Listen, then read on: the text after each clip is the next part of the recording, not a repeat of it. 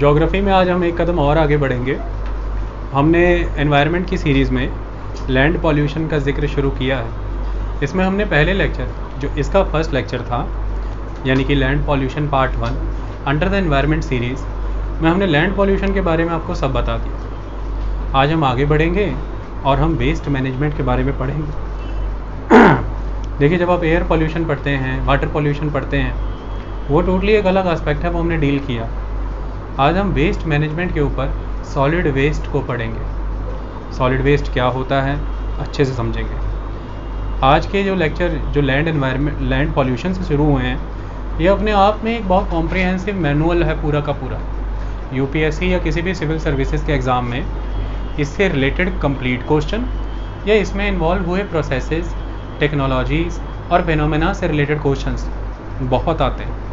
ये सबसे important topics में शुमार होता है।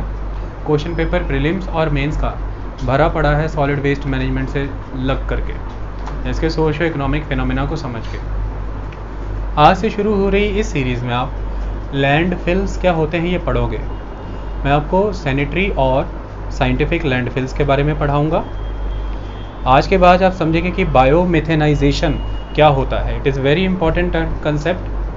आप समझेंगे कि कंपोस्ट क्या होती है और उसमें हम वर्मी कंपोस्ट और वर्मी कल्चर का कॉम्प्रिहेंसिव फिनोमेना अंडरस्टैंड करेंगे, बहुत ज़रूरी है।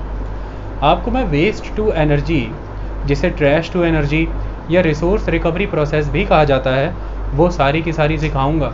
और उस एनर्जी को बनाने में जो प्रोसेस है, चाहे वो इंसिनरेशन है, चाहे पायरोलाइसिस है, चाहे प्लाज्मा हीटिंग है या फिर गैसिफिकेशन है, ये सारे अपने आप में कई बार पूछे जा चुके हैं। जितना भी टॉपिक हम कवर करते हैं, ये environment, science and technology, agriculture, ecology, current affair, आप किसी से भी इसे जोड़ कर देख लीजिए, हम इसे इंटीग्रेटेड वे में कवर कर रहे हैं। साइंस एंड टेक्नोलॉजी के पिछले 26-27 लेक्चर हमारे ज्योग्राफी के उठाए जाएँ तो वो साइंस एंड टेक्नोलॉजी का बड़ा चंक बनते हैं। तो कुल मिलाकर के ये लेक्चर भी उसी तरह से, इसका हेल्थ इम्पैक्ट, इसका एनवायरमेंटल इम्पैक्ट, इसका बायोडाइवर्सिटी के ऊपर इम्पैक्ट, सारा हम डिटेल में पढ़ेंगे। और सोशो इकोनॉमिकली वीकर सेक्शन को ये कैसे प्रभावित कर रहा है सॉलिड वेस्ट मैनेजमेंट, इसके बारे में जिक्र करेंगे। हम सॉलिड वेस्ट मैनेजमेंट रूल्स 2016 को डिटेल में पढ़ेंगे। सिर्फ और सिर्फ उसे इस तरह से नहीं पढ़ेंगे कि जैसे गवर्नमेंट ने प्रेस रिलीज़ इशू कर दी और हमने उन्हें याद कर लिया। हम उसका क्रिटिकल असेसमेंट करेंगे, हम उसके सारे प्रॉज एंड कॉन्स आपके सामने रखेंगे, हर चीज़ को हम डिटेल में पढ़ेंगे। इसके बाद जब आज हम ये वेस्ट मैनेजमेंट करेंगे, इसी सीरीज़ में आपको अलग से कई तरह की और मैनेजमेंट हैं। कुल 6 वेस्ट मैनेजमेंट है, 6। ये 6 वेस्ट मैनेजमेंट कराने के बाद आपको कहीं जाने की आवश्यकता नहीं। अगले 10-15 साल के लिए कितने भी करंट अफेयर, कोई भी बुक से आप इन टॉपिक्स को पढ़िए, आपको कभी अड़चन पैदा नहीं करेंगे। छोटी से लेकर बड़ी तक हर बात आपको क्लियर हो जाएगी। आप समझ जाओगे कि क्या होता है, क्या नहीं होता है। लेक्चर की शुरुआत करते हैं, चीज़ों को समझते हैं। देखिए, जब हम वेस्ट मैनेजमेंट की बात करते हैं और उसमें हम सॉलिड वेस्ट मैनेजमेंट की बात करते हैं, छोटी छोटी बारीकियों को और कंसेप्ट्स को समझना ज़रूरी है। उन टर्म्स को नहीं समझेंगे तो कंसेप्ट नहीं आएगा समझ में। मैं आपके सामने लैंड पॉल्यूशन और उसके अंडर कैटेगरी है सॉइल पॉल्यूशन को रख रहा हूँ, जिसमें हम स्टडी करने जा रहे हैं सॉलिड वेस्ट मैनेजमेंट। जब हम सॉलिड वेस्ट मैनेजमेंट की बात करते हैं तो ये कुल 6 प्रकार के हैं। सबसे पहला सॉलिड वेस्ट, जिसको कहते हैं municipality solid waste. Municipality solid waste. Second, plastic solid waste. Third one, जिसे आप ई वेस्ट कहते हैं, ई सॉलिड वेस्ट। चौथा, construction and demolition solid waste. Next, hazardous solid waste. और इसके अलावा कौन सा सॉलिड वेस्ट हो सकता है?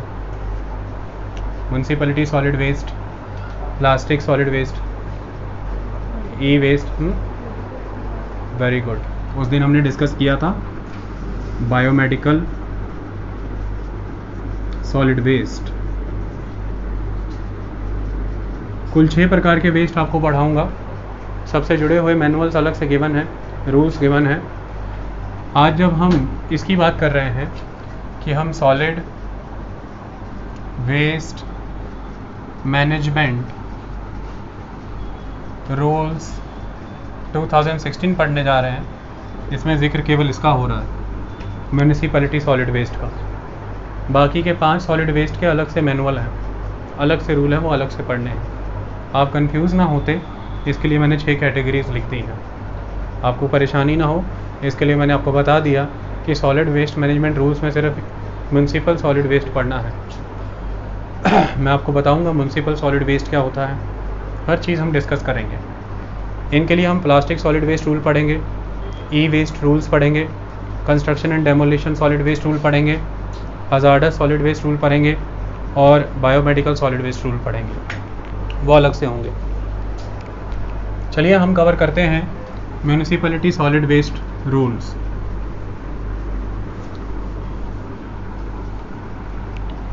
अगर आप बात करते हैं सेंसस की, हर 10 साल पे सेंसस कंडक्ट किया जाता है और 2011 में आखिरी सेंसस हमारा कंडक्ट हुआ। 2021 में नया सेंसस पेंडिंग है। डिकेनियल लेवल पर सेंसस कंडक्ट होता है। सर्वेयर जनरल के अधीन ये सेंसस पे मोहर लगती है। आप अपने घर में एटलस ले आएँ या फिर घर में कोई मैप लगाएं, सर्वेयर जनरल इम्पॉर्टेंट है। इनफैक्ट ये भी इम्पॉर्टेंट है, अगर ये कंसेप्ट आप याद रखें कि आपकी कंट्री का माउंट एवरेस्ट जो चोटी है उसको भी नाम उस समय के जॉर्ज एवरेस्ट जो सर्वेयर जनरल होते थे उनके नाम पे दिया गया। अदरवाइज़ उसका नाम पीक 15 है। आप पीक्स के अलग अलग नेम देते हैं, फिर आपने सर्वेयर जनरल के नाम पे उसका नाम रखा। इसी तरह से नाम रखे जाते हैं। तो हर 10-10 साल पे जो सेंसस कंडक्ट किया जाता है, ये सेंसस के द्वारा कुछ आंकड़े हैं हमारे पास। वो आंकड़े क्या कहते हैं? अगर इंडिया की बात करें तो सेंसस ये बताता था कि इंडिया की पॉपुलेशन लगभग 1.2 बिलियन है, जिसे हम 120 करोड़ कहते हैं। लेकिन अगर 2013-14 के अराउंड के आंकड़े देखें तो इंडिया की पॉपुलेशन समवेयर अराउंड 1.33 बिलियन चली गई है। लेकिन मतलब लगभग इंडिया 133 से 135 करोड़ के अराउंड खड़ा है। 133-35 करोड़ आबादी कम नहीं होती, जबकि वो देश जो वर्ल्ड का 2.4% लैंड मास होल्ड करता है, मतलब हमारे पास 2.90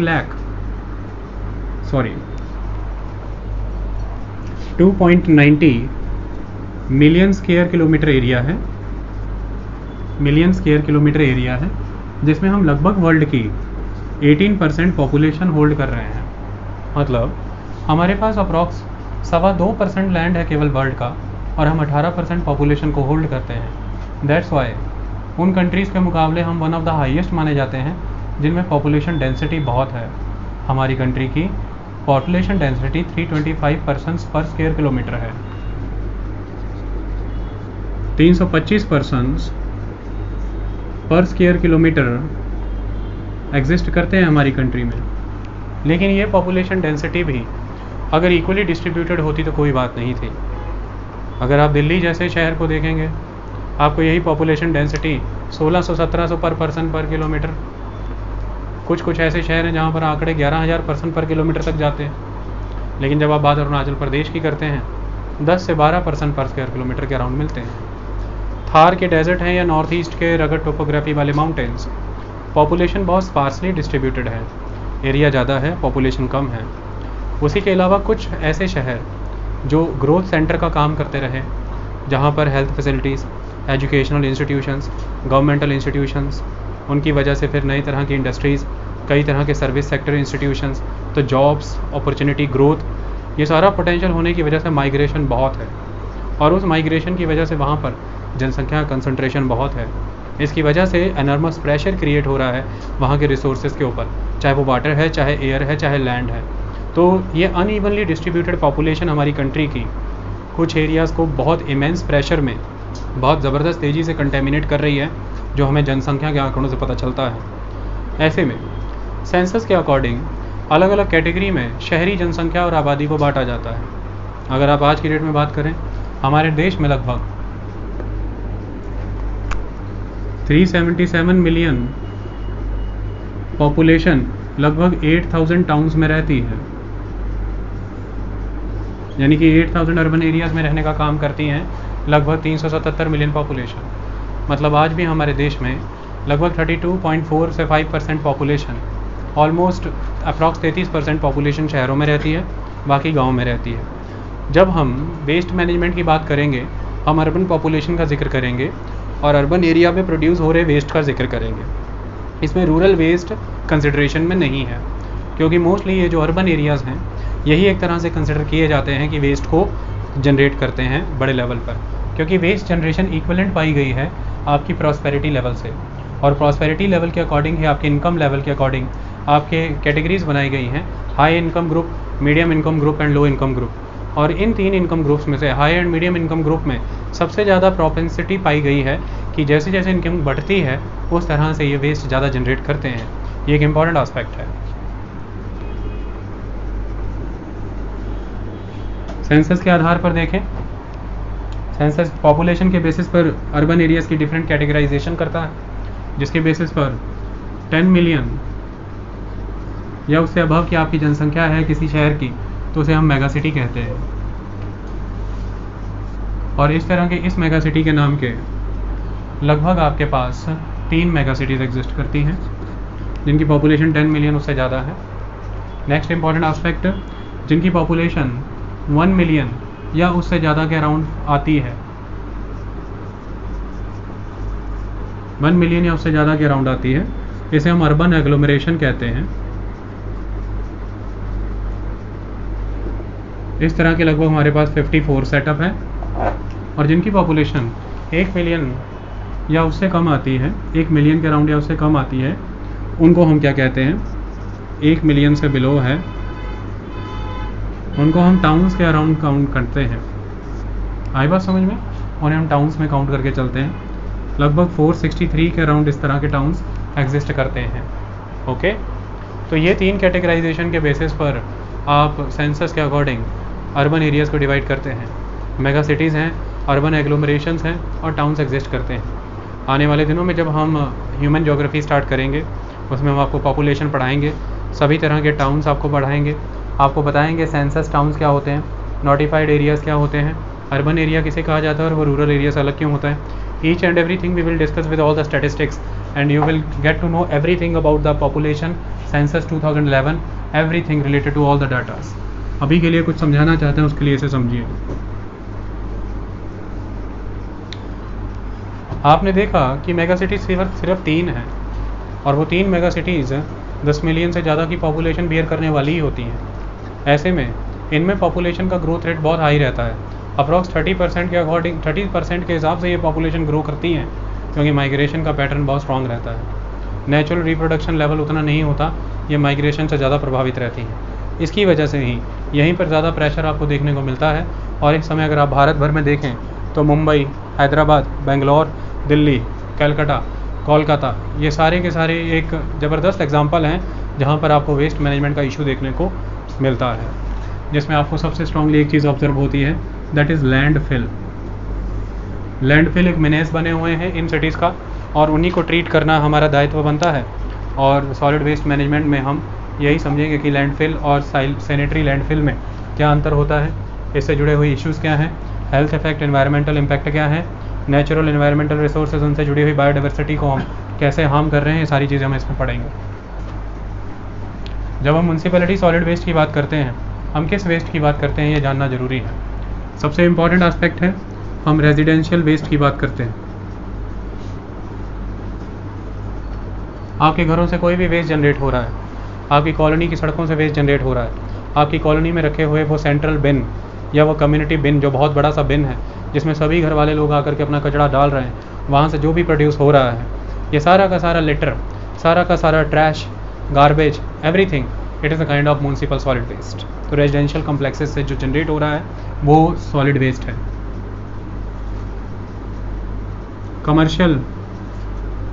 कमर्शियल एरिया से जनरेट हो रहा है, आपके स्कूल्स हैं, बैंक्स हैं, कॉलेजेस हैं, एनीथिंग। अगर आपके घर में आप पेन यूज़ करते हैं आप एक पेन की एक खाली रिफ़िल निकालिए। मान लीजिए आप किसी कॉलेज में पढ़ते हैं, 4,000 स्टूडेंट हैं, 4,000 स्टूडेंट की पेन रिफ़िल कभी तो ख़त्म होती होगी। 4,000 रिफ़िल निकाल करके अगर मैं आपके डाइनिंग टेबल पर रख दूँ, बहुत ज़्यादा हो जाएंगी, आप हैरान हो जाएंगे। आज की डेट में रिफ़िल और पेन के खर्चे में कीमत का अंतर नहीं है, इसकी वजह से रिफ़िल की जगह पेन ही डिस्कार्ड कर दिया जाता है। आप दूर ना जाएं, हमें देख लें, हमारा ये मार्कर ख़त्म होने पे हम इसे भी डिस्कार्ड करते हैं और ये अंततः डस्टबिन में जाकर के ख़त्म होता है। इसके अंदर रिफ़िल है, इसके अंदर लेड ओरिएंटेड इंक है, ये खुद पीवीसी और प्लास्टिक से बना हुआ है। कुल मिलाकर के कई तरह के ये पॉल्यूटेंट्स कंट्रीब्यूट करता है। इसी तरह से पेपर यूज़ हो रहा है, स्टेशनरी यूज़ हो रही है, डाक पत्र व्यवहार में प्लास्टिक यूज़ हो रही है, मटेरियल की पैकेजिंग में सेलो टेप का यूज़ हो रहा है, बहुत सारे अदर एस्पेक्ट हैं। ये सारे कमर्शियल पॉल्यूशन है, ये सारा का सारा कमर्शियल वेस्ट है जो आप जनरेट कर रहे हैं। इंस्टीट्यूशनल वेस्ट, कई तरह की रिलीजियस ऑर्गेनाइजेशन, फॉर एग्जांपल किसी तरह का प्रोग्राम हो गया किसी रिलीजियस बॉडी में, मैं नाम नहीं लेता, कोई भी समझ लीजिए किसी भी धर्म से जुड़ी हुई बहुत बड़ी गैदरिंग हुई, वहाँ से बहुत बड़ा डिस्पोजल क्रिएट होगा, बहुत बड़ा ऑर्गेनिक वेस्ट क्रिएट होगा। ये सारा का सारा आप डंप ही करेंगे एक तरह से, ये एक तरह का इंस्टीट्यूशनल वेस्ट की कैटेगरी में आता है, ये एक इम्पॉर्टेंट एस्पेक्ट है। इसी तरह से बहुत बड़े बड़े इंस्टीट्यूशंस हैं, उन इंस्टीट्यूशंस की कैंटीन्स हैं, उन इंस्टीट्यूशन के प्रोडक्शन प्रोसेसेस हैं, वहाँ से आप इतना वेस्ट, या तो फिर प्लास्टिक है, पेपर है, ग्लास हैं, बॉटल्स हैं, वुड हैं और ऑर्गेनिक वेस्ट है, ये सारा आप जनरेट कर रहे हैं, ये म्यूनसिपल सॉलिड वेस्ट में ही आता है, ये इम्पॉर्टेंट है।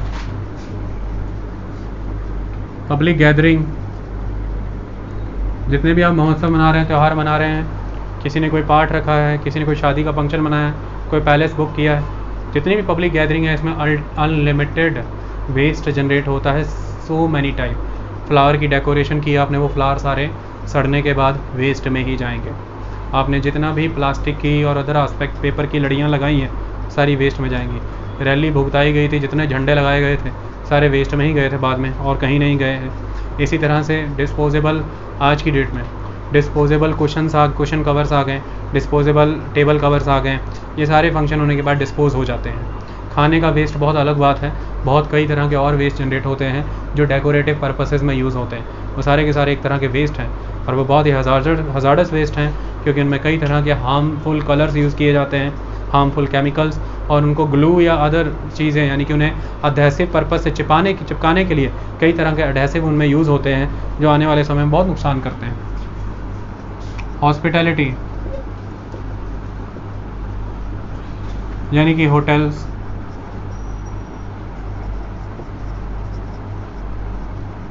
रेस्टोरेंट जो कहना है वो कहना, टूरिज़्म, इन सारे माध्यम से बड़े पैमाने पर आपका वेस्ट जनरेट होता है होटल से। आप होटल जाइए, फूड अल्टीमेटली वेस्ट होता है। सेकंड इम्पॉर्टेंट एस्पेक्ट, होटल में आज की डेट में कमरे में सारे प्रोडक्ट ऑलमोस्ट एक तरह से डिस्पोजेबल ही हैं, चादरें भी डिस्पोजेबल आ गई हैं, everything disposable, one time use हुआ एंड थ्रो कर दिया गया, वो सारा डिस्पोज हो रहा है।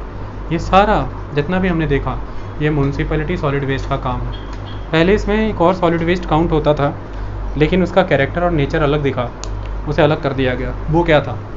सबसे इम्पॉर्टेंट, अगर आप हॉस्पिटल में जाते हैं, आपका हाथ गल गया है, हाथ में कैंसर हो गया, प्रॉब्लम है, लीवर है, किडनी है, आंतड़ियाँ हैं, अंगूठा जल गया है, कट गया, वो सब ऑर्गन काटने पड़ते हैं, निकालने पड़ते हैं, आंतड़ियाँ, एवरीथिंग, वो कहाँ जाती थी? वो कूड़े के ढेर में जाती थी और अंततः वो म्यूनसिपल सॉलिड वेस्ट के तौर पे ख़त्म होती थी। आपके जख्म हुआ, कुछ भी आपने बैंडेड बेटाडीन लगा के लगाई है, वो बैंडेड उतार के नई बैंडेड, वो कहाँ गई है? वो पट्टी कहाँ गई है? सारी वो वेस्ट में गई है। इंजेक्शन लगाया गया है, वो सिरिंज कहाँ गई है? वेस्ट में गई है। गोलियाँ खाई हैं, गोलियों के पत्ते हैं, सलाइन चढ़ाया गया था, सलाइन की बोतल बची हुई है, जिन ग्लव से आपको क्लीन किया गया है, आपके एक्सक्रीटा को उठाया गया है, वो सारा का सारा। और ऐसे में बहुत सारी बूढ़ों की पॉपुलेशन और यंगस्टर्स की पॉपुलेशन, या बहुत से मेंटली सिक लोग हैं, उन्हें कई तरह के सैनिटरी डायपर्स यूज़ करने पड़ते थे, वो सारा का सारा वेस्ट कहाँ जा गया? यहीं चला गया है। तो कुल मिलाकर के बायोमेडिकल वेस्ट का कैरेक्टर बहुत अलग पाया गया, ये बहुत हज़ार्डस पाया गया, ये म्यूनसिपल सॉलिड वेस्ट से डिफरेंट पाया गया, इसलिए इसके लिए अब रूल अलग से हैं। हालांकि ये भी म्यूनसिपैलिटी में काउंट होता है, बट इसके लिए रूल अब अलग हैं, इसे हम अलग से पढ़ेंगे। बायोमेडिकल वेस्ट का जिक्र और चर्चा बहुत अलग होगा। इतनी बात क्लियर हुई आपको? अब सबसे इम्पॉर्टेंट एस्पेक्ट ये आता है कि इन वेस्ट में सबसे खतरनाक वेस्ट जिसे काउंट किया जा रहा है, ये है सैनिटरी वेस्ट। जो कहीं से भी जनरेट हो सकता है, जो commercial area, residential area, hospitality, hotel, restaurant, कहीं से भी ये वेस्ट जो कॉमन, यानी कि जितने भी सैनिटरी डाइपर्स हैं, सैनिटरी नैपकिन्स हैं, अदर सैनिटरी प्रोडक्ट्स हैं, they are ultimate harmful. They have dedicated specialized chemicals जिनमें सोक इन करने की कैपेसिटी होती है, and they can not discard like a simple waste product. You have to treat them specifically, only then you can discard, otherwise they will create a kind of hazardous chemical reaction in the dump, then they will contaminate the water, air and other living bodies thereon. So the thing is, इसके लिए कई तरह के प्रयास किए जा रहे हैं। जो रूल्स लाए गए हैं सॉलिड वेस्ट मैनेजमेंट रूल 2016, उसमें क्या प्रबंध किए गए मैं समझा दूंगा। ओके, हमें सॉलिड म्यूनसिपैलिटी वेस्ट की कैटेगरीज क्लियर, सोर्सेज क्लियर, कहाँ कहाँ से आ रहा है।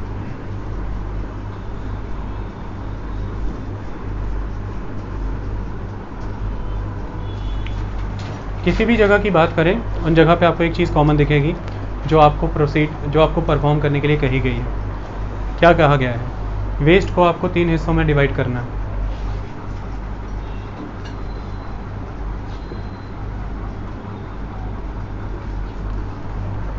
वो सोर्सेज ऑफ वेस्ट थे, ये टाइप्स ऑफ वेस्ट हैं।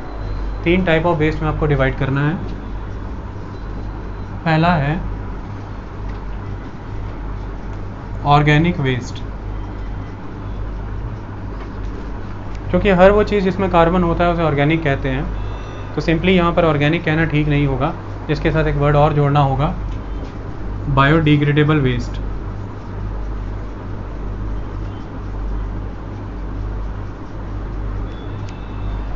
और इसके साथ साथ अगर हम इसे म्यूनसिपैलिटी सॉलिड वेस्ट में काउंट कर रहे हैं तो it is a kind of wet waste. ये इसके नाम है, ऑर्गेनिक वेस्ट, बायोडिग्रेडेबल वेस्ट और वेट वेस्ट। इसके अंदर क्या आता है? वेजिटेबल रेजिडुअल आता है, फूड ग्रेन रेजिडुअल्स आ गए सारे के सारे, फ्रूट्स रेजिडुअल्स आ गए, उनके जितने भी छिलके सड़े गले सब कुछ, चाय की पत्ती बनी हुई गली हुई, एवरीथिंग जो भी अपने घर से चावल दाल सब्जी पकी हुई और सब्जियों के छिलके, everything, it is a kind of organic waste, इसको काउंट किया जाता है। और अगर आप आर्टिकल्स पढ़ते हैं, किताबें पढ़ते हैं, उसमें इसे किस कैटेगरी में डाला जाता है? इट इज़ गार्बेज, इसे गार्बेज कहा गया है। ओके, ऑर्गेनिक वेस्ट यानी कि वेट वेस्ट को गार्बेज कहा गया है। इसे मेंटेन करने के लिए आपको क्या यूज़ करना है? You have to use green bin. ये भी इनफैक्ट क्वेश्चन है कि ग्रीन बिन किसके लिए यूज़ होता है? It is for the organic waste. Okay, next is first category थी, second category was dry waste. Dry waste में आपके घर से निकलने वाली कोई भी चीज़, paper, metals, glass, bottles, plastic, wood, anything, it is dry waste. और इसे क्या कहा जाता है टेक्निकल लैंग्वेज में? It is trash. It is trash. इसको किस में रखना है?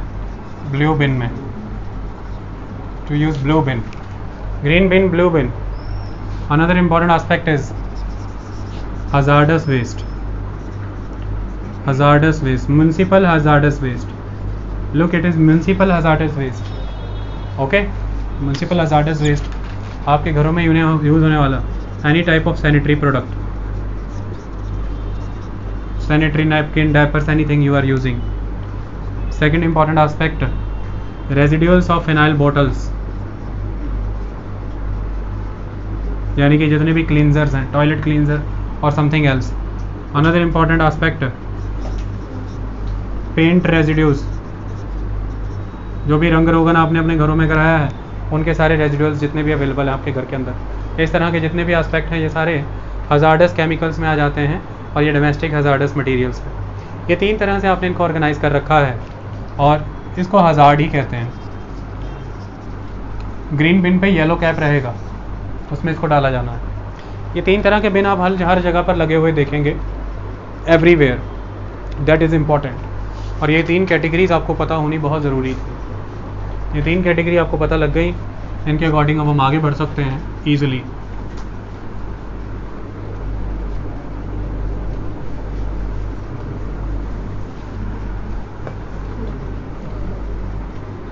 देखिए, आप अगर अपनी कंट्री की बात करें या वर्ल्ड लेवल पर किसी भी कंट्री की बात करें, एक अप्रोच यूज़ की जाती है वेस्ट को मैनेज करने के लिए, that is 3R approach. That approach is very important approach, that is 3R। 3R में सबसे पहला अप्रोच जो यूज़ होती है दैट इज़ रिड्यूस। आपसे रिक्वेस्ट की जाती है कि the best way to manage the waste, kindly reduce it, reduce its usages, reduce its necessity and the requirement. ये कैसे हो सकता है? आप अगर किसी भी तरह की ग्रॉसरी मार्केट में परचेज़ करने गए हैं, कोई फ्रूट्स लेने गए हैं, वेजिटेबल या अदर फूड प्रोडक्ट्स, आप अपने पैकेट यूज़ करें। आप अपना गनी बैग या कोई और बैग झोला लेकर के जाएं, उनसे प्लास्टिक के लिफाफे ना लेकर के आएँ। ये पहला important aspect. Second important aspect, अगर घर में आप किसी भी तरह से खाना पीना या अदर प्रोडक्ट्स के लिए कोई डिस्पोजेबल यूज़ करते हैं, प्लीज़ डोंट यूज़ दैम। आप प्लास्टिक की क्रॉकरी या कोई भी ऐसी चीज़ें यूज़ करें जिनसे आपके इन सारे प्रोडक्ट्स की रिक्वायरमेंट रिड्यूस हो जाए, जिन्हें आप डिस्पोज ऑफ ही करने वाले हैं। आप किसी भी तरह से पैकेज्ड प्रोडक्ट्स को अवॉइड करें, डिस्कार्ड करें, ये सारी चीज़ों से बचें। आप सिल्वर फॉइल, एल्युमिनियम फॉइल जैसे कहते हैं, खाना उसमें पैक करने के बजाय प्योर मलमल कॉटन लीजिए, क्लॉथ कटिंग कीजिए और उनमें रोटियां, चपातियां, जो भी आपको परोठे वगैरह पैक करने हैं आप उनमें पैक करिए। ज़्यादा फ्रेश रहते हैं, ज़्यादा गुड रहते हैं और वाटर भी ट्रैप नहीं होता, पानी भी ट्रैप नहीं होता इसमें, जो कि सिल्वर फॉइल की मेन प्रॉब्लम है। ये सारे प्रोसेस आप अपना आप रिड्यूस करेंगे, तो रिड्यूस करना बहुत ज़रूरी है। ओके, ये फर्स्ट स्टेप है। Second step is reuse. आपको रीयूज़ करना ज़रूरी है। ठीक है, पहली बार आप दुकान पे गए और आपको प्लास्टिक पैकेट्स दे दिए गए, पॉलीथीन, आप उन्हें लेकर के आए हैं, आप उन्हें क्लीन करें, रखें, डंप करें अपने घर में। एक कोई ऐसा डब्बा बनाएं या कोई ऐसे एरिया जिसमें आप उसे रख सकें। जहाँ पर आपने रखे हैं आप वहीं से अगेन एंड अगेन उन्हें निकाल करके यूज़ करें। उन्हें कूड़ेदान में ना फेंकें और हर बार नए लिफाफों की रिक्वायरमेंट ना पैदा करें, पुरानों को इस्तेमाल करना सीखें। घर में किसी भी तरह के आए हैं, रूह अफ़ज़ा की शीशी आई है, तो रूह अफ़ज़ा की शीशी बहुत हाई क्वालिटी शीशी है, कांच की शीशी होती थी पहले। आप उसको धोइए, उसमें पानी भरिए। पहले हुआ करता था पानी भरने का, पानी पीने का काम हुआ करता था। आपके पास जैम आई है, तो जैम की कोई भी शीशी है उसे साफ़ करिए, क्लीन करिए, उसमें सौंफ रखिए, कोई और मसाले रखिए, आप रख सकते हैं बड़ी ईज़िली। किसी भी तरह से ऐसे कोई भी प्रोडक्ट हैं आप उन्हें रीयूज़ करें। सबसे इम्पॉर्टेंट आस्पेक्ट, आपके जितने भी डिस्कार्डेड कपड़े हैं आप उन्हें उनको दें जिनको ज़रूरत है। कपड़े देना बहुत ज़रूरी है। आपके जितने भी डिस्कार्डेड जूते हैं, चप्पल हैं, आप उनको दीजिए जिन्हें आवश्यकता है। तो ये सारे प्रोडक्ट आपके पहनने के बाद फिर से यूज़ हों, वो ज़्यादा मैंडेटरी है, ताकि वो रीयूज़ होते रहे, ना कि वो ट्रैश बने, ना कि वो जा कर के लैंडफिल का पार्ट बन जाए। वो अगर लोगों के इस्तेमाल में आए तो वो ज़्यादा उपयोगी है।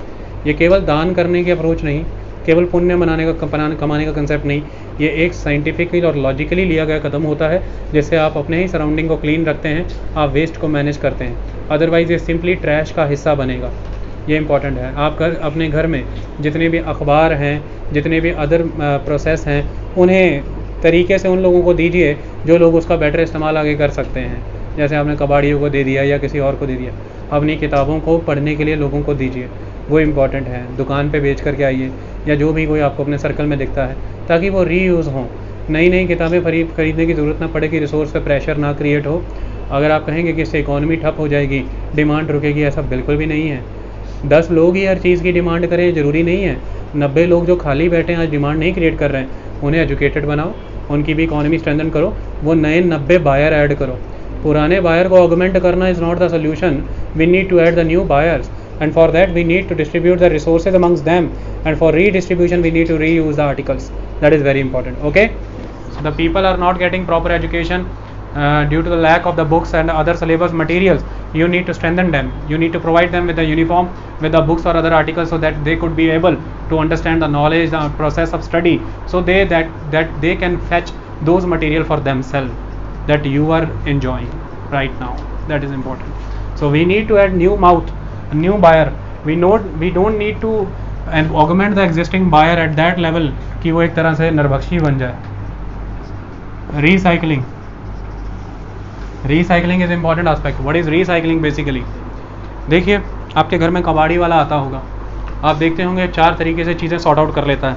प्लास्टिक का मटेरियल, कांच की बोतलें, अखबार और तांबा मेटल, कुछ भी मेटल एक तरफ कर लेता है, प्लास्टिक एक तरफ कर लेता है, अखबारें, स्टेशनरी, पेपर, गत्ता कुछ भी एक तरफ कर लेता है, कांच एक तरफ कर लेता है। आपने ये सब कुछ इसको दिया, इसके एक मार्केट वैल्यू है, वो इन सब चीज़ों को आगे ले जाता है। बोतलें गला करके नया कांच बनाया जा सकता है, नया प्रोडक्ट बन जाएगा। प्लास्टिक गला करके नई प्लास्टिक का मटेरियल बन जाएगा। पेपर है, कोई भी गत्ता है, कंप्रेस करके नया पल्प क्रिएट हो सकता है, नया मटेरियल गत्ता या नए पेपर बन सकते हैं।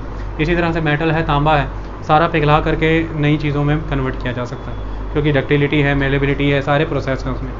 ये सारी चीज़ें रिसाइकल हो रही हैं। रिसाइकलिंग में 2 प्रोसेस अपनाए जाते हैं, upcycling and downcycling. I will teach you in depth about the recycling. अभी के लिए बता देता हूँ, there is a concept of upcycling and downcycling. Suppose आपके पास किसी भी तरह से वेस्ट प्लास्टिक है, आप वेस्ट प्लास्टिक को यूज़ करिए, लो ग्रेड प्लास्टिक को। जब आप उस वेस्ट प्लास्टिक को यूज़ करेंगे और उसे बहुत बारीक हिस्सों में चॉप कर देंगे तो उसका पॉली ब्लेंड बन जाएगा। इसको कहते हैं पॉली ब्लेंड। इस पॉली ब्लेंड मटीरियल को अगर आप बिटुमिनस के साथ मिक्स कर देते हैं,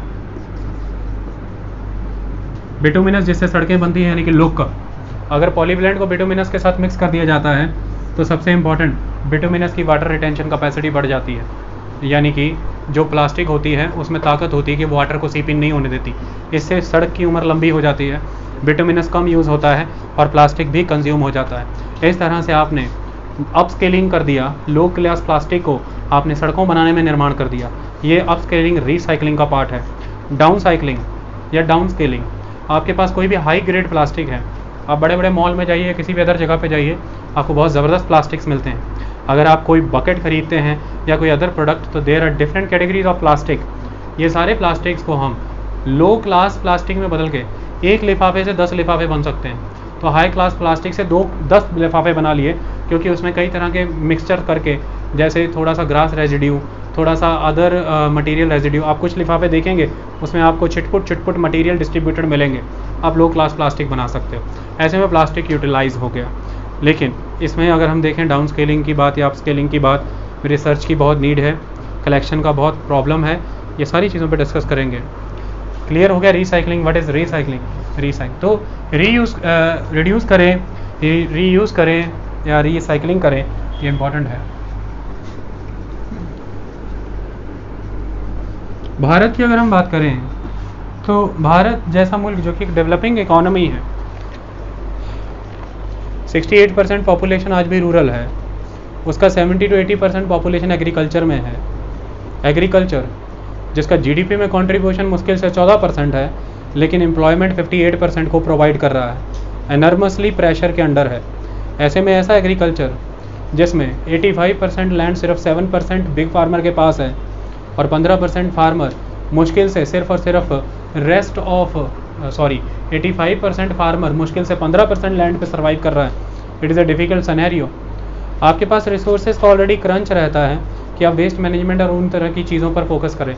तेज़ी से बढ़ती हुई इन अर्बनाइजेशन मेगा सिटीज़ की फॉर्म में तेज़ी से बढ़ती हुई ज़रूरतों का विकास भी कर रहे हैं, आपकी नीड बढ़ती चली जा रही है और आपके वेस्ट भी बढ़ते चले जा रहे हैं। ऐसे में सरकार की प्रायोरिटीज़ कुछ पर्टिकुलर एरियाज़ पर चली जाती है, जिन प्रायोरिटीज़ में सबसे इम्पॉर्टेंट हो जाता है अच्छा पानी। तो स्वच्छ पानी मुहैया कराना ज़रूरत है सरकार की, clean water. Second electricity, third food, बिजली, पानी और भोजन, ये 3 चीज़ों पर सरकार ज़बरदस्त खर्चा करती है और ये सर्विसेज ऑलवेज प्रायोरिटी पर रह जाती है। सरकार हमेशा यह भूल जाती है कि इनके अलावा वेस्ट मैनेजमेंट जैसी भी एक सर्विस है जो उसे प्रोवाइड करनी है एट एनी कॉस्ट, क्योंकि अल्टीमेटली ये बढ़ती हुई अर्बनाइजेशन, ये नए नए कॉन्ग्लोमरेट्स एक दिन सफ़र करेंगे जब यही ढेर लैंडफिल के उनके सराउंडिंग में पहुंच जाएंगे। लेकिन being a developing country, being a lack of policy framework, being lack of awareness, lack of technology, heavy and expensive technology imported from other countries, corruptions, nexus between the municipal corporations and the contractor mafias जो dump में जाकर के landfills करते हैं। There are so many reasons and they are responsible for the lack of the sound waste management rules. We need to think about that and we will discuss about that. ऐसे में सरकार के सामने कौन सी चीज़ exist करती है? तो सरकार बीइंग अ डेवलपिंग कंट्री, हमारी कंट्री का वेस्ट मैनेजमेंट के पिलर कौन से रहते हैं? The सबसे first aspect is the sustainable development.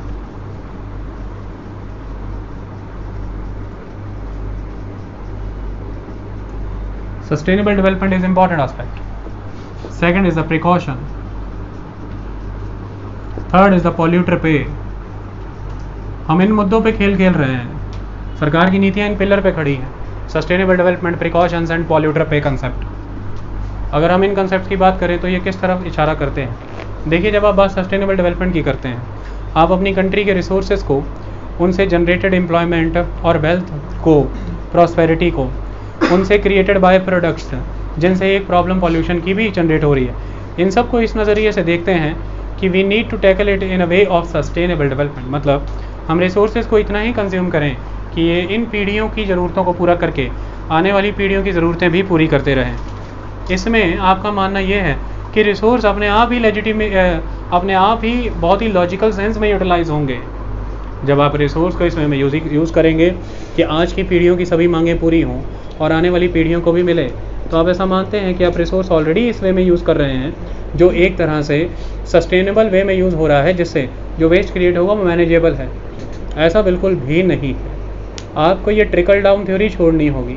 आप ये नहीं मान सकते कि सस्टेनेबल डेवलपमेंट अप्रोच अपना करके वेस्ट ऑटोमेटिकली मैनेज हो जाएगा। You have to think about it. क्या है? You need to surgical strike on the very pollution, you need to surgical strike on the very issue of the waste management. आप उसे trickle down theory या फिर automatical adjustment theory के basis पे नहीं छोड़ सकते कि समय के साथ वो बैलेंस हो जाएंगी चीज़ें। उसका हम भयावह चेहरा देख पा रहे हैं। दिल्ली की 4 साइट हैं, गाज़ीपुर, नरेरा, भलसवा और ओखला। चारों में से 3 सारी लिमिट को क्रॉस कर चुकी हैं, यानी कि 15 मीटर की ऊंचाई बताई गई है, 50 मीटर की ऊंचाई तक पहुंच चुके हैं। कुतुब मीनार की ऊंचाई 73 मीटर है, कुतुब मीनार से 23 मीटर ही नीचे हैं। ज़रा सा इंतजार करिए, कुतुब मीनार को क्रॉस कर जाएंगे तो हेरिटेज क्या रहेगा?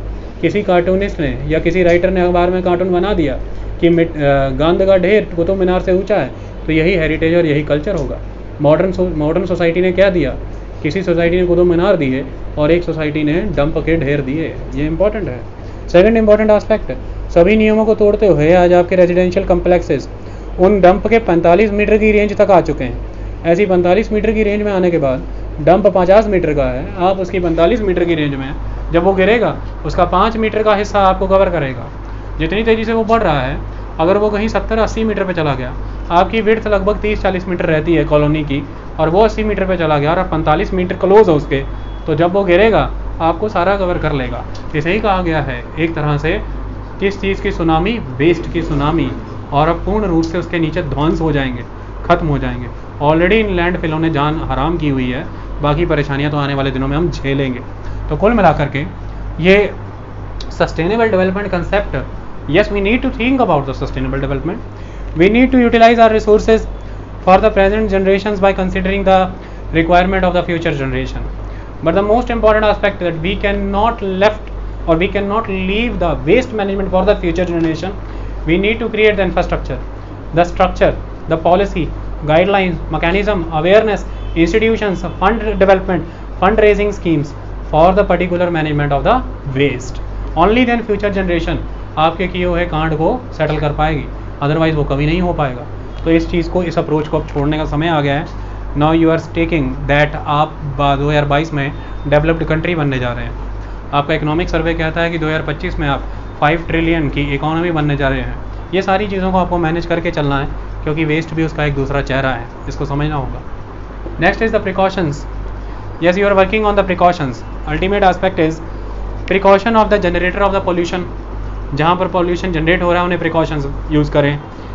जहाँ पर पॉल्यूशन कलेक्ट किया जा रहा है, जो लोग the waste pickers, the rag pickers, the कबाड़ियास, वो भी प्रिकॉशंस का यूज़ करें।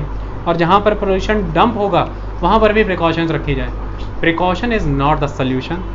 You can not think like the precaution aspect. You have to convert the waste into the wealth. You need to think about that. आपको methanisation करना होगा। आपको waste to energy के कंसेप्ट की तरफ जाना होगा। आपको कंपोस्ट बनाना अनिवार्य है। आपको सड़कें बनानी पड़ेंगी। आपको सीमेंट इंडस्ट्री में सब्स्टिट्यूट करना पड़ेगा। आपको ब्रिक्स और ईंटें बनानी पड़ेंगी। आपको वेल्थ बनानी पड़ेगी वेस्ट से। आप सिंपली प्रिकॉशनरी अप्रोच पे नहीं चल सकते कि हमें सिर्फ और सिर्फ प्रिकॉशन रखनी है। इतने 100 मीटर दूर रखो डंप को, नदी से 100 मीटर दूर रख लेना, पॉन्ड से 200 मीटर दूर रख लेना, हाईवे से 200 मीटर दूर रख लेना, रेजिडेंशियल कम्प्लेक्स से 200 मीटर दूर रख लेना, एयरपोर्ट से 20 किलोमीटर दूर रख लेना। ठीक है, आज आपने एक हाईवे से इसे 200 मीटर दूर रखा है, कल को हाईवे यहाँ भी बनेगा, उससे भी 200 मीटर दूर रखना है, तो किधर जाएगा? हाईवे तो दूर नहीं जा सकता, घरों में तो नहीं घुस सकता। कल हाईवे यहाँ भी बनेगा, कल हाईवे यहाँ भी बनेगा, ये 200 मीटर का सरकमफ्रेंस कैसे डिसाइड होगा? ये पेरिफेरी कैसे बनेगी? आज हाउसिंग कॉलोनी 200 मीटर पे है, कल वहाँ भी आएगी, फिर यहाँ भी आएगी और यहाँ भी आएगी। आज 20 किलोमीटर के डिस्टेंस पे एयरपोर्ट है, कल को नए डोमेस्टिक एयरपोर्ट बनेंगे, कहाँ पर बनाएंगे? या एयरपोर्ट शिफ्ट करेंगे या आप डंप को शिफ्ट करेंगे? ऑलरेडी सारा लैंडस्केप सेटल्ड है। ऐसे में आपकी जिम्मेदारी ये बनती है, आप इस ढेर को ख़त्म करें, आप इस वेस्ट को कन्वर्ट करें, इसे मीथेन में कन्वर्ट करें, इसे एनर्जी में कन्वर्ट करें, इसे वेस्ट प्रोडक्ट से जो भी नए इंफ्रास्ट्रक्चर बनाए जा सकते हैं उसमें इसका कट डाउन करना ज़रूरी है। इसे सिर्फ दूर दूर दूर ले जा करके ज़िंदगी नहीं चल पानी, ये इंपॉर्टेंट है। तो प्रिकॉशंस के approach. Polluter pay concept, polluter pay concept ऐसा नहीं होना चाहिए कि अगर कोई किसी तरह का पॉल्यूशन कर रहा है आप उसे पे ले लें और उसे छोड़ दिया जाए। मुद्दे की बात यह है कि टेक्नोलॉजी में, मैनेजमेंट में, कलेक्शन में, सेग्रीगेशन में, हर कदम में people participation is required. Only polluter pay concept solution नहीं निकालता किसी भी चीज़ का। Awareness of the people participation campaigns are very important. कोई भी वेस्ट मैनेजमेंट कैंपेन इंडिया जैसी 133 करोड़ वाली जनसंख्या वाले देश में कामयाब नहीं होगी जब तक जनसंख्या की भागीदारी नहीं होगी। From the very grass root level, from the panchayat, from the nagar panchayat, from the urban local bodies till the central level, हर जगह पर आपको, हर स्तर पर लोगों को इन्वॉल्व करना होगा। ये बहुत इंपॉर्टेंट मुद्दा है। सिंपली पॉल्यूटर पे से खेल नहीं चलेगा, इससे करप्शंस प्रमोट होंगी, कई तरह के बीच में ठेकेदार आ जाएंगे पॉल्यूटर पे के कंसेप्ट को आगे बढ़ाते हुए। और पॉल्यूटर पे भी अगर आपको करना है तो इंस्टीट्यूशनल मैकेनिज्म के थ्रू करना होगा। उसके लिए सिटीज़ को ऑर्गेनाइज़ करना होगा, कॉलोनीज़ रेगुलराइज करनी होंगी। ये सारे प्रोसेस अगर अपनाए जाएंगे तो ही पॉल्यूटर पे होगा, क्योंकि you need to identify the polluter first. Unless until you are not capable to for the identification of the polluter, how can you make the polluter pay? For that you need to identify it. तो इन फंडों पर हम खड़े हैं, हमें जाना किधर है उसकी बात करते हैं। हम लैंडफिल की बात करेंगे और लैंडफिल में हम बात करेंगे सैनिटरी और साइंटिफिक, एक ही बात है, सैनिटरी और साइंटिफिक लैंडफिल, इन दोनों का जिक्र करेंगे। वेरी इंटरेस्टिंग, सब कुछ आपको यहीं से समझ आ जाएगा। देखिए लैंडफिल का क्या कंसेप्ट है आइए समझिए। अगर हम वेस्ट का पूरा चेन साइकिल ऑब्जर्व करें तो वेस्ट चेन साइकिल कैसा है? सबसे पहले स्टेप पे कौन आते हैं? Waste generators. वेस्ट जनरेटर्स आप याद करिए, मैंने बताया था वो सारे जितने भी वेस्ट के सोर्स हैं उन्हें हम वेस्ट जनरेटर्स कहते हैं। एग्जाम्पल यहाँ पे लेते हैं हाउस होल्ड का। हमने as a household waste generate किया। अब वेस्ट जनरेट होने के बाद नेक्स्ट इंपॉर्टेंट कड़ी आ जाती है वेस्ट कलेक्टर्स। वेस्ट कलेक्टर्स, इन्हीं की जिम्मेवारी है वेस्ट को ट्रांसपोर्ट करने की भी। तो waste collection and waste transportation is a very important aspect. अब ये वेस्ट कलेक्टर पे ही सारा खेल है। इसके बाद वेस्ट कलेक्शन होने के बाद आ जाता है एक स्टेप जो यहाँ से गायब रहेगा, इसे मैं ब्रैकेट में कर रहा हूँ, दैट इज़ वेस्ट प्रोसेसिंग, जिसे हम कहते हैं वेस्ट ट्रीटमेंट। तो वेस्ट प्रोसेसिंग और ट्रीटमेंट, ये कलेक्शन के बाद ये प्रोसेस आता है और लास्ट में आता है डंपिंग, वेस्ट डंपिंग। डंपिंग कहाँ? लैंडफिल्स। तो हम लैंडफिल पे आ गए, लैंडफिल का जिक्र करना है। Now where is the issue? जब आपने वेस्ट कलेक्ट किया, वेस्ट मोस्टली दो टाइप पे लेके चलते हैं। पहला वेस्ट है आपके पास वेट, यानी कि ऑर्गेनिक। और बाय रूल इस ऑर्गेनिक वेस्ट का क्या होना चाहिए था? एक होना चाहिए था कंपोस्टिंग, कंपोस्ट बनना चाहिए था, खाद बननी चाहिए थी ऑर्गेनिक, और खेतों में या एग्रीकल्चर में जाना चाहिए था, क्योंकि कंपोस्ट में एक ताकत होती है। ये तीन तरह की शक्तियाँ प्रदान करता है मिट्टी को। सबसे पहले लंबे समय तक जब आप माइक्रोब्स के माध्यम से, बैक्टीरियाज और माइक्रोबॉडीज़, बैक्टीरिया और फंगी दोनों, ये दोनों मिलकर के जब ऑर्गेनिक वेस्ट को डीकम्पोजिशन करते हैं तो उस डीकम्पोजिशन प्रोसेस के दौरान जो नया सिंपल कम्प्लेक्स फिनोमेना से सिंपलर कंपाउंड्स बनते हैं, धीरे धीरे समय बीत जाने पर वो सारा ऑर्गेनिक मटेरियल एक ह्यूमस में बदल जाता है, एक ह्यूमस कंटेंट बन जाता है। ये ह्यूमस कंटेंट मिट्टी की तरह बिहेव करता है, इसे मिट्टी पे डाल दिया जाता है सबसे पहले ये मिट्टी को सॉफ्ट करने का काम करता है, तो ये मिट्टी को सॉफ्टनिंग प्रोवाइड करता है। और एग्रीकल्चरल ऑपरेशंस के लिए, रूट पेनिट्रेशन के लिए, न्यूट्रिशन साइकिल के लिए वी नीड सॉफ्ट सॉइल। जब भी आप कोई न्यूट्रिशन चाहिए पौधे को, उसकी जड़ों को, मिट्टी नरम होनी चाहिए। एग्रीकल्चर ऑपरेशन के लिए मिट्टी नरम होनी चाहिए।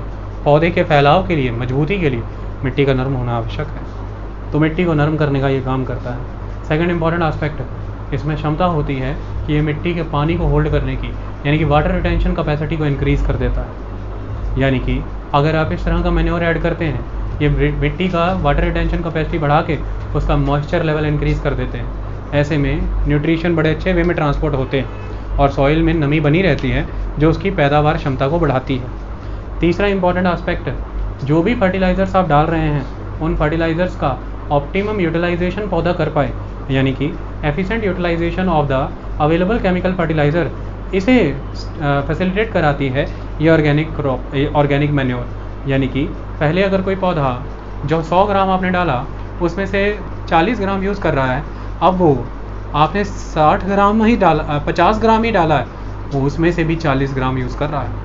आधी रिक्वायरमेंट हो गई आपकी केमिकल फर्टिलाइज़र्स की, क्योंकि ये फर्टिलाइज़र्स की ऑप्टिमम यूटिलाइजेशन कराता है, एफिशिएंट यूटिलाइजेशन कराता है, ये वाटर रिटेंशन कैपेसिटी को बढ़ाता है, ये सॉइल को सॉफ्ट करता है, ये मित्र कीड़ों को, यानी कि जो फ्रेंड बैक्टीरियाज हैं, फ्रेंड इंसेक्ट्स हैं, उन्हें ताकत प्रदान करता है, वो जिंदा होने लग जाते हैं। और जब वो एक बार जिंदा हो जाए, सशक्त और मजबूत हो जाए, स्ट्रेंथेंड और एम्पावर्ड हो जाए, उसके बाद वो बेहतर वे में जो भी लिटर या जो भी पेड़ पौधे, पत्ते, कोई भी गोबर या कुछ भी, उसे बड़े वे में उसकी फ्रेगमेंटेशन करके उसे डिकम्पोज करने लग जाते हैं। सॉइल की नेचुरल फर्टिलिटी रिस्टोर हो जाती है।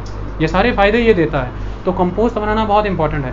और इसमें अगर कहीं आपने केंचुए डाल दिए, एक बड़ा सा आपने पिट ले करके, उस पिट में ये सारा मटेरियल आपने ऑर्गेनिक वेस्ट डाल के उसमें केंचुए इंड्यूस कर दिए, यानी कि वर्मी, वो वर्मी इन्हें कंज्यूम करते हैं और कंज्यूम करके इन्हें ब्रेक डाउन कर देते हैं। फिर उन वर्मीज़ का जो एक्सक्रीटा निकलता है वो जब इसमें ऐड होता है तो खाद का लेवल कहाँ चला जाता है आप सोच ही नहीं सकते।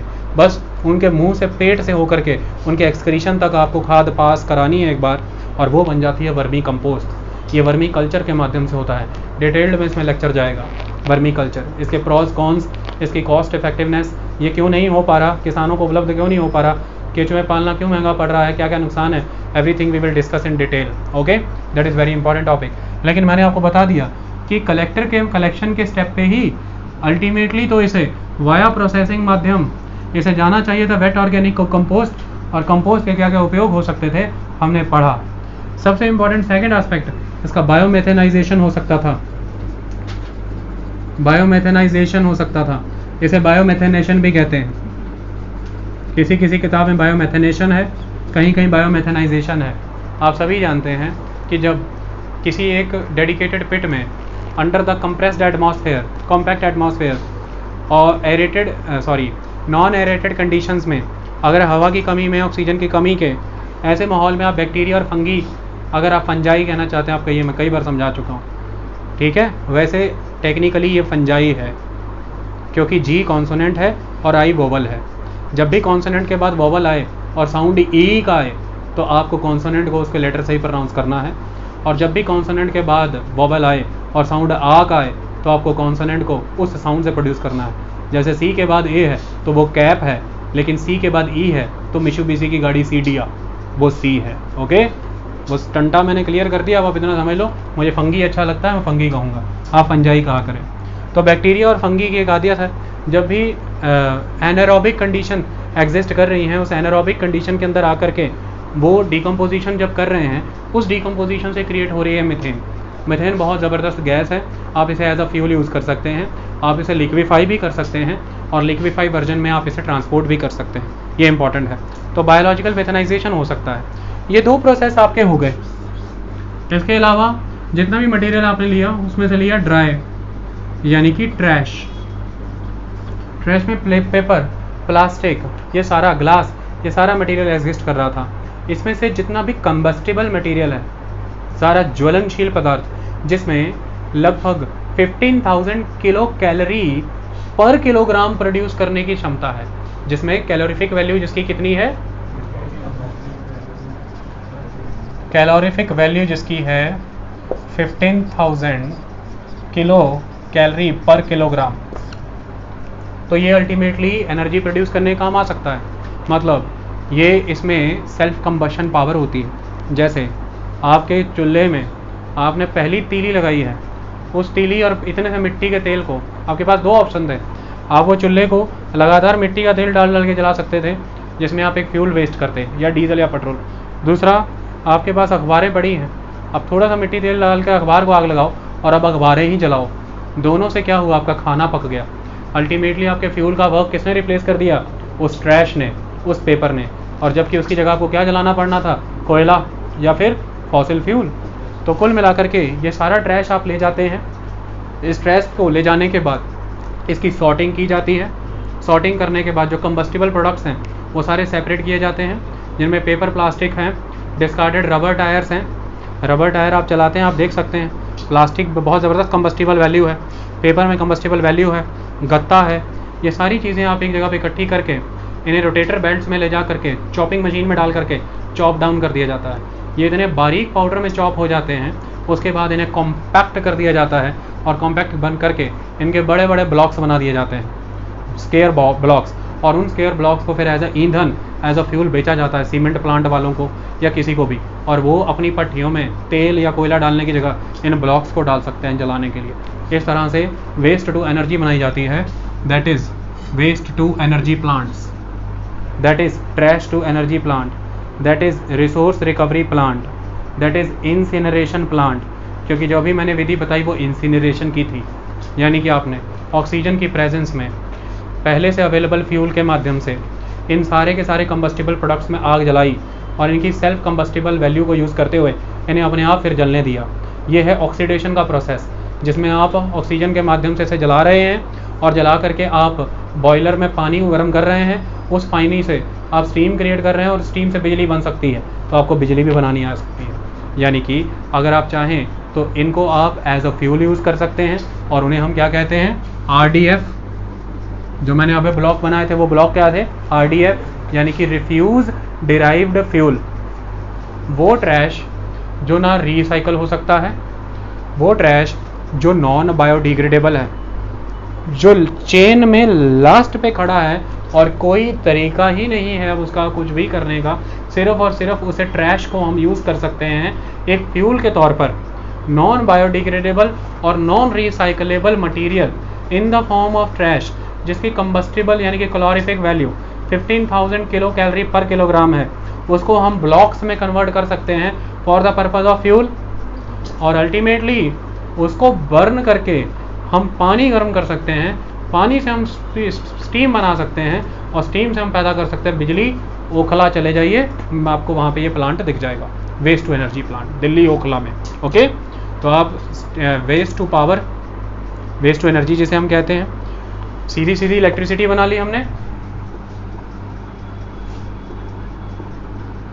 पावर पैदा कर ली। और दूसरा RDF बना लिया, रिफ्यूज डिराइव्ड फ्यूल, और ये RDF हमने बेच दिया। ये सारा तरीका आप कर सकते थे और आपने किया।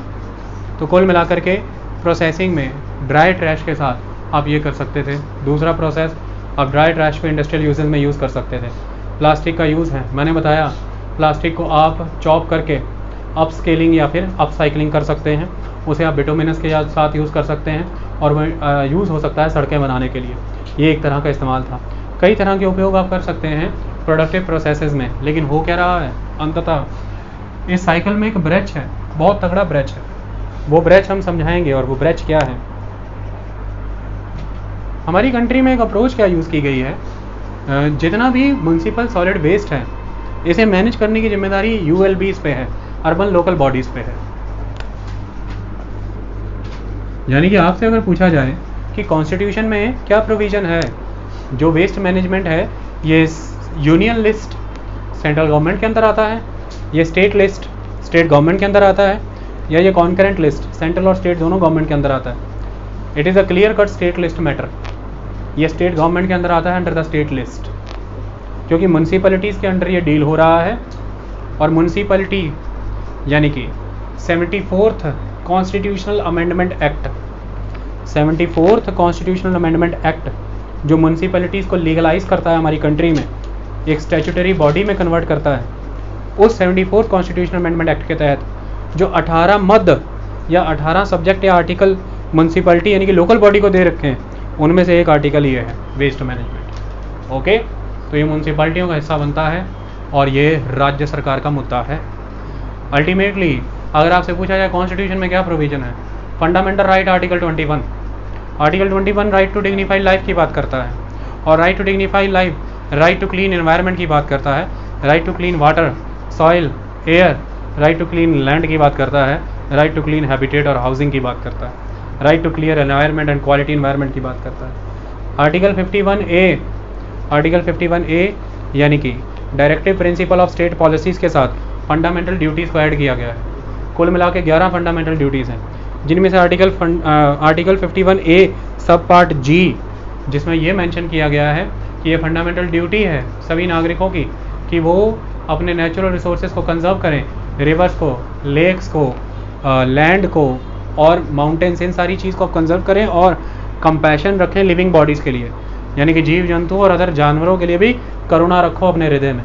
ये दोनों आर्टिकल्स हमें इस बात के लिए प्रेरित करते हैं कि हमें वेस्ट को मैनेज करना ही करना है, और ये स्टेट लिस्ट के अंदर कवर होता है। तो म्यूनसिपैलिटी का इस समय 40 से 60% बजट वेस्ट मैनेजमेंट में जाता है, मैक्सिमम बजट। 30 से 50% वर्क फोर्स यानी कि स्टाफ इसमें लगा हुआ है। तो म्यूनसिपैलिटी का मेजॉरिटी बजट इसी चीज़ में जाता है, इसलिए म्यूनसिपैलिटी बाकी चीज़ों पे फोकस नहीं कर पाती। लेकिन वो 40 से 60% बजट देने के बाद भी बजट कम है, 30 से 50% स्टाफ देने के बाद भी स्टाफ कम है, क्योंकि लोकल बॉडीज़ के पास फंड्स की कमी ऑलवेज रहती है। उनके पास बहुत सोर्सेज नहीं है टैक्सेशन के, उनके पास बहुत सोर्सेज नहीं है रेवेन्यू के, और हमारी कंट्री में मेजॉरिटी ऑफ द कॉलोनीज़ अनरेगुलराइज्ड हैं जो प्रॉपर्टी टैक्स नहीं पे करती हैं। इसलिए अगर आप बात करते हैं स्मार्ट सिटी की, तो स्मार्ट सिटी इसलिए भी लाया गया है कि आपकी कॉलोनीज़ रेगुलराइज हों, प्रॉपर प्रॉपर्टी टैक्स वसूले जा सकें, और जो नुकसान हो रहा है लोकल बॉडीज़ को आमदनी का, वो नुकसान उनका भरपूर हो सके और धीरे धीरे वो इस तरह की वेस्ट मैनेजमेंट कर सके। ये इंपॉर्टेंट है। तो कुल मिलाकर के ये सारा काम उसका है। राज्य सरकार क्या करती है? राज्य सरकार पॉलिसी मेकिंग, पॉलिसी गाइडलाइन का काम करती है, इंफ्रास्ट्रक्चर सपोर्ट का काम करती है। राज्य सरकार किसी भी तरह से फाइनेंशियल असिस्टेंस प्रोवाइड करने का काम करती है। केंद्र सरकार क्या करती है? केंद्र सरकार रिसर्च एंड डेवलपमेंट पे काम करती है, टेक्नोलॉजी इंपोर्ट कराने का काम करती है, न्यू इनोवेशंस पे काम करती है, अम्ब्रेला ऑर्गेनाइजेशंस बनाने का काम करती है, स्टेट लेवल और अलग अलग म्यूनसिपैलिटियों में कॉम्बिनेशन बनाने का, इंटीग्रेशन बनाने का काम करती है, सभी डिपार्टमेंट को एक साथ लेने का काम करती है। ये सारे काम केंद्र के होते हैं, और केंद्र सरकार फाइनेंशियल एड एंड असिस्टेंस भी प्रोवाइड करने का काम करती है। तो कुल मिलाकर के केंद्र, राज्य और लोकल गवर्नमेंट अपने अपने स्तर पर इस तरह से काम कर रहे हैं। ऐसे में जो हमारे देश में अब तक अप्रोच अपनाई जा रही है लोकल गवर्नमेंट यानी कि अर्बन लोकल बॉडीज़ के द्वारा, वो क्या है? Incentivisation to the collector, incentivisation of the landfills. What is the incentivisation of the landfill? देखिए क्या होता है, आपकी कॉलोनी से कूड़ा इकट्ठा किया, अब क्या किया, ये जो यहाँ पर जो अर्बन लोकल बॉडी है, अर्बन लोकल बॉडी ने यहाँ पर वेस्ट कलेक्शन के लिए, यूएलबी ने वेस्ट कलेक्शन के लिए एक बॉडी इंड्यूस की, दैट इज़ कॉन्ट्रैक्टर। कॉन्ट्रैक्टर के ऊपर जिम्मा है। कॉन्ट्रैक्टर ने अनऑर्गेनाइज सेक्टर में जितने भी वेस्ट पिकर्स, रैक पिकर्स, कबाड़ी वाले, इनको अपने साथ लिया। आपकी कॉलोनी में अनऑर्गेनाइज सेक्टर का पर्सन कूड़ा उठाने आ गया। कुछ कॉलोनीज़ ऐसी हैं जहाँ पे म्यूनसिपैलिटी वाले कूड़ा उठाने आते हैं, अलग अलग सेगमेंट है, लेकिन कूड़ा उठाया जाता है। कूड़ा उठा करके जा रहा है, सारा एक जगह पे इकट्ठा किया, वहाँ से कॉन्ट्रैक्टर ने कूड़ा लिफ्ट कराना है। कॉन्ट्रैक्टर को पे इस ग्राउंड पे मिलनी है कि कॉन्ट्रैक्टर ने कितना कूड़ा उठाया है, उसे कंडे पे तोला जाएगा, वे किया जाएगा, और कंडे पे तोले जाने के बाद उसे लैंडफिल पे जाकर के उसे डंप करना है। तो जितना ज़्यादा तोलेगा उतना ज़्यादा उसे पैसा मिलेगा, और जितना ज़्यादा वो डंप करेगा उतनी ज़्यादा उसकी कमाई है। सपोज़ कीजिए 2 कॉन्ट्रैक्टर इस टाइम, एक मैं हूँ और एक ये है।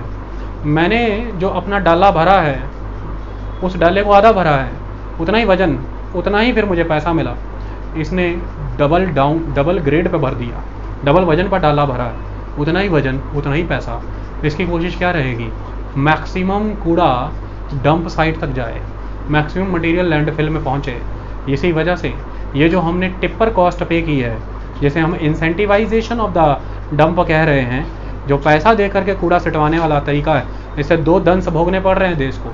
पहला तरीका, मोस्टली जितने भी लैंडफिल्स हैं ये कंट्री साइड में होते हैं, सिटी साइड में होते हैं। ऐसे में धीरे धीरे नियम आ गए कि आप किसी भी कंडे पे कूड़ा तुलवा लीजिए, पर्चा जमा करा दीजिए, आपको पैसा मिलेगा। नियर बाय एरिया में कंडे पे कूड़ा तुलवा देने के बाद ये इतनी भी जहमत नहीं उठाते कि इन्हें लैंडफिल तक जाना हो, क्योंकि अपना ट्रांसपोर्टेशन कॉस्ट बचाते हैं, फ्यूल कॉस्ट। और ये जहाँ पर भी लोकलाइज इन्हें कोई भी प्राइवेट एरिया या कुछ भी नज़र आता है वहीं पर डंप कर देते हैं, आप जगह जगह पर देखिएगा। सेकंड इंपॉर्टेंट एस्पेक्ट, अगर ये वहाँ पर जाते भी हैं लैंडफिल साइट्स में, वहाँ पे 3 से 4 घंटे का नंबर लगता है, फिर ये वहाँ पर अपना डंप कर सकते हैं। जहाँ पर ये कूड़ा तुलवाते हैं वहाँ पे 2 से 3 घंटे इन्हें वेट करनी पड़ती है। ये सारी चीज़ें भी इन्हें डिस्करेज करती हैं कि लोकली कहीं ना कहीं डंप करते हैं उस चीज़ को और अपने डबल ट्रिपल ट्रिप लगाने शुरू करते हैं। कुल मिलाकर के इन दोनों प्रोसेसेस की वजह से आपको जगह जगह प्राइवेट और प्राइवेटली अनमैनेज्ड अनऑर्गेनाइज साइट्स जहाँ पर कूड़ा डंप दिखता है, जबकि पैसे पे किए हैं सरकार ने, जबकि पैसा उसकी पर्ची पे दिया गया है। भारत ऐसा मुल्क नहीं है जो वेस्ट मैनेजमेंट पे पैसा नहीं खर्च रहा। भारत 1987 से दिल्ली के तीमरपुर इलाके से solid waste management to energy plant लगा करके चलने वाला देश है। कई करोड़ डॉलर रुपए खर्च कर दिए गए, कई करोड़ डॉलर एंड इस पे स्पेंड हो चुके हैं, एंड रिजल्ट्स कोई नहीं मिल रहे। रीज़न बीइंग करप्शन है, अनऑर्गेनाइज्ड प्रोसेस है, लैक ऑफ टेक्नोलॉजिकल इनोवेशंस है, रॉन्ग टेक्निक्स का यूटिलाइजेशन है, लैक ऑफ अवेयरनेस है, लोगों में पार्टिसिपेशन नहीं है, इल मैनेजमेंट प्रोसेस है, और एंड प्रोडक्ट भी मार्केटेबल नहीं है। ये सारे दंश हम भोग रहे हैं जो मैं बन करके कराऊंगा। मुद्दे की बात यह है कि इस टिप्पर वाले को, इस कॉन्ट्रैक्टर को बहुत लॉस होता। इसने जो कलेक्शन कराया वो कलेक्शन अगर वेट ऑर्गेन के तौर पे कंपोस्ट में चला जाता, बायोमेथनाइजेशन में चला जाता, इलेक्ट्रिसिटी पावर बनने चला जाता, RDF बनने चला जाता, इसके ट्रक पे क्या बचना था? कुछ भी नहीं। उसे जा करके ये डंप करता तो कख भी नहीं मिलना था। अंततः ये सारा लपेटा करके ले जाता है डंप। और यही वो कॉन्ट्रैक्टर्स हैं जिन्हें कॉन्ट्रैक्टर माफिया कहा जाता है, इन्हें कूड़ा माफिया कहा जाता है। ये म्यूनसिपैलिटी के अफसरों के साथ मिल करके एक नेक्सस बना करके ये सारी नियम लागू नहीं होने दे रहे। मतलब ये RDF प्लांट तक जाने नहीं दे रहे, ये बायोमेथनाइजेशन होने नहीं दे रहे। इन्हें कंपोस्ट बनने से बड़ी आग लगती है, क्योंकि मुद्दे के बाद इनकी आमदनियाँ कट जाती हैं। तो एक तरह का ये नेक्सस भी हमें तोड़ना होगा और कॉन्ट्रैक्ट माफिया सिस्टम हमें ख़त्म करना होगा। ये एक इम्पॉर्टेंट स्टेप है। अब हुआ क्या, इस प्रोसेस को ख़त्म करिए। अब हम सीधा सीधा किस प्रोसेस में आ गए हैं? लैंडफिल में।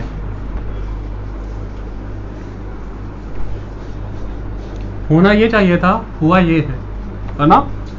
अब आपको press bureau of India PBI का जारी किया है आंकड़ा बता देते हैं। PBI ये कहता है कि देश में टोटल 620 लाख टन यानी कि 62 मिलियन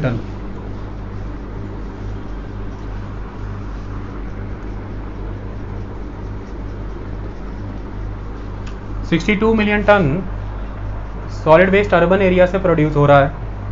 इस 62 मिलियन टन से 43 मिलियन टन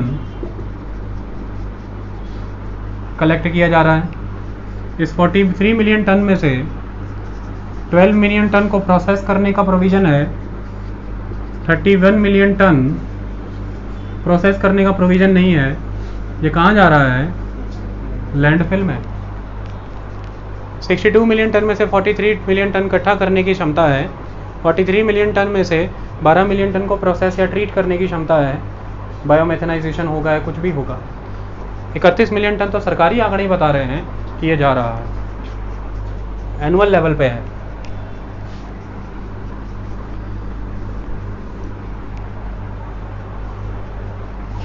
$62 मिलियन टन में से अगर आज की डेट में हम देखें 7.90 मिलियन टन हजार्डस वेस्ट है।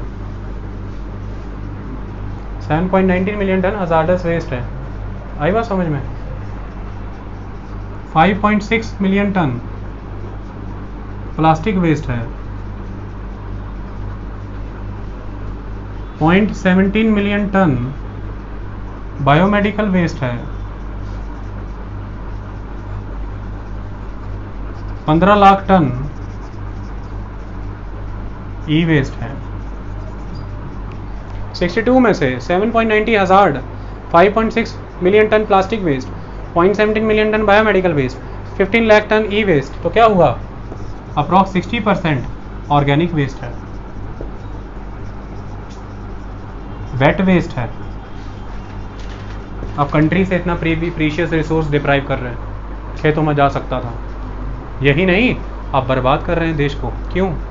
1987 से भारत सरकार ने अरबों रुपया खर्च करके कई तरह के वेस्ट टू एनर्जी प्लांट लगाए, क्यों नहीं चल पाए?